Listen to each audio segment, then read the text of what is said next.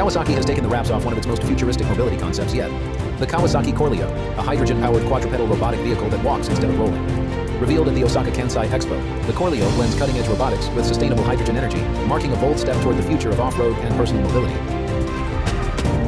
Designed to traverse complex terrains, the CORLEO uses 4 robotic legs, powered by individual electric motors, allowing it to walk over obstacles that conventional motorcycles or ATVs would struggle with. At its core is a 150 cubic centimeter hydrogen engine that acts as a generator, producing electricity to drive the leg-mounted motors.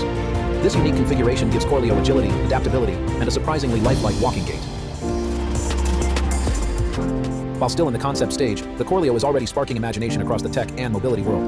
Kawasaki has not confirmed any production plans or market release, but the concept clearly reflects the company's ambitions to push beyond traditional motorcycles